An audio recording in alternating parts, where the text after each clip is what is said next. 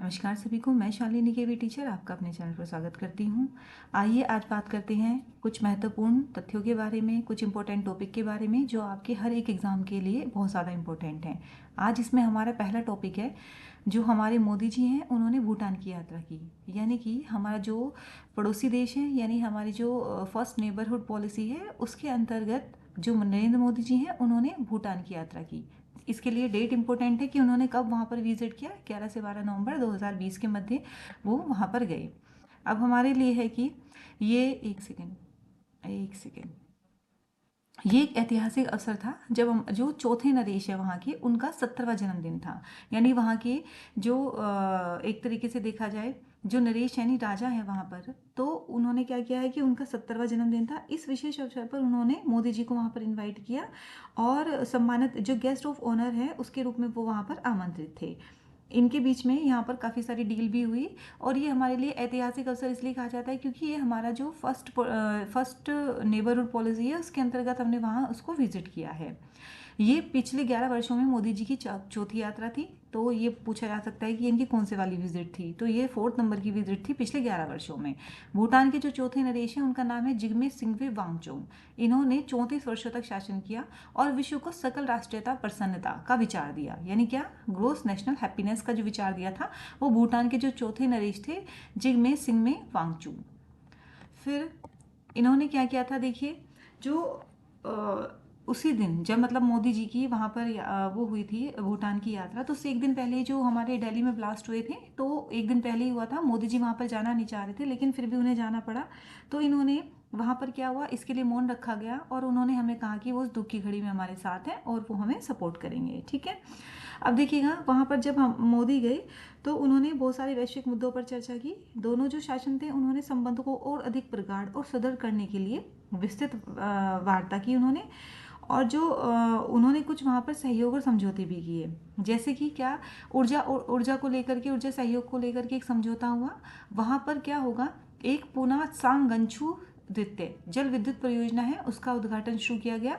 जो पीएम मोदी हैं और भूटान नरेश हैं उन्होंने इसका संयुक्त रूप से उद्घाटन किया और भारत ने इस परियोजना से बिजली आयात शुरू किया। यानी हम वहाँ से जो इससे जो परियोजना है, इससे जो बिजली का प्रोडक्शन होगा, विद्युत का उत्पादन होगा, उसे हम अपने यहाँ पर इंपोर्ट करेंगे, आयात करेंगे। अब जो आपका पुनासा अंगछू पहली जो जल विद्युत परियोजना है वो 1200 मेगावाट की है। ठीक है, चलिएगा। ये अभी कितने की है, 1020 मेगावाट की।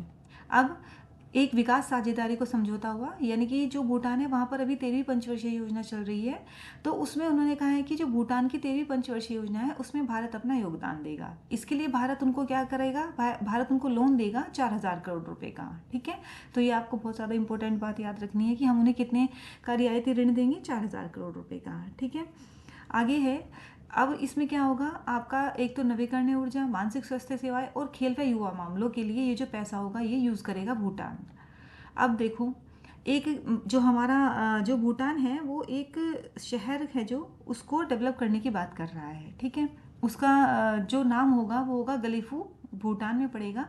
और यहाँ पर क्या होगा, ये जो भारत का और भूटान का आपस में बॉर्डर है, तो ये यहीं के बॉर्डर पर ही इस शहर को डेवलप करेगा।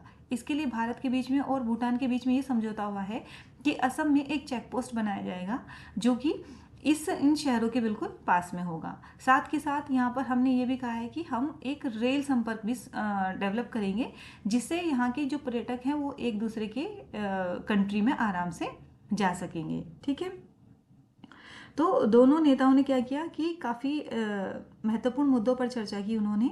और उन्होंने साथ के साथ देखिएगा, एक और यहाँ पर इम्पोर्टेंट बात है।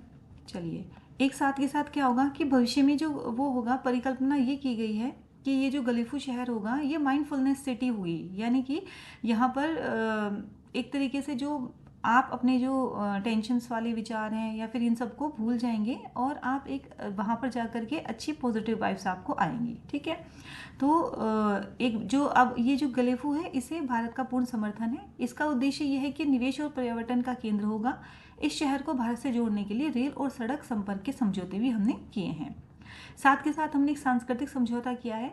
जो हमारे यहाँ पर महात्मा बुद्ध के जो पीपरवा अवशेष हैं, यानी कि जो होली पीपरवा रिलेसेस हैं, उनको हम भारत से भूटान लेकर के गए और ये जो उनके अवशेष हैं उनको सभी लोगों के दर्शन के लिए रखा गया और इसकी जो सराहना है वो दोनों देशों के नेताओं ने की। तो अभी देख लेते हैं इम्पोर्टेंट क्या हुआ कि वहाँ पर 1020 मेगावाट की जो पूना चांगचू द्वितीय जो जल परियोजना है उसका उद्घाटन किया गया। भारत ने भूटान को 4000 करोड़ रुपए का लोन दिया। इंफ्रास्ट्रक्चर करेंगे हम, कोकराझार गलेफू रेल लिंक बनाएंगे और हमने भगवान बुद्ध के जो अवशेष हैं उनका प्रदर्शन भी वहाँ पर किया। ठीक है, यह भारत की पड़ोसी प्रथम यानी नेबरहुड फर्स्ट पॉलिसी के तहत आता है और ये इसको और ज़्यादा सशक्त बनाता है। चलिए आज की वीडियो में इतना ही। वीडियो पसंद आती है तो प्लीज़ चैनल को सब्सक्राइब करें, वीडियो को लाइक करें।